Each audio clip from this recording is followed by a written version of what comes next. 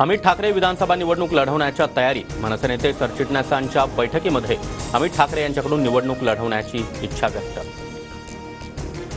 विधानसभेला पुन्हा एकदा बाप्पा पावे, सर्वसामान्यांच्या मनातील महायुतीचं सरकार येईल, लालबागच्या राजाच्या दर्शनानंतर मुख्यमंत्री शिंदेंकडून विश्वास व्यक्त।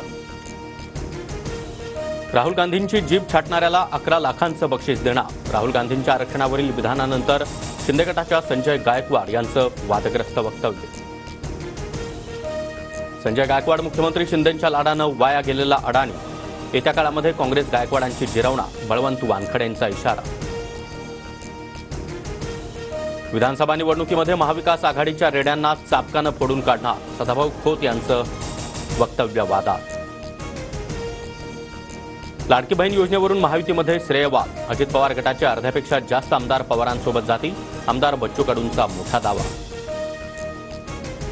धनगर समाजाला एसटी प्रवर्गातून आरक्षण देण्याला नरहरी झिरवाळ यांचा विरोध, मुख्यमंत्र्यांनी आम्हाला देखील बैठकीला बोलवायला हवं, झिरवाळ यांचं वक्तव्य।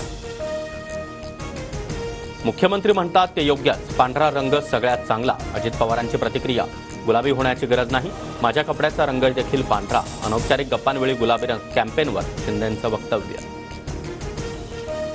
ससून रुग्णालयामध्ये 4 कोटींचा घोटाळा, लेखापाल अनिल मानेसह 23 कर्मचाऱ्यांवर गुन्हा दाखल, शासकीय नोंदवहीत आर्थिक तफावत असल्याचं समोर।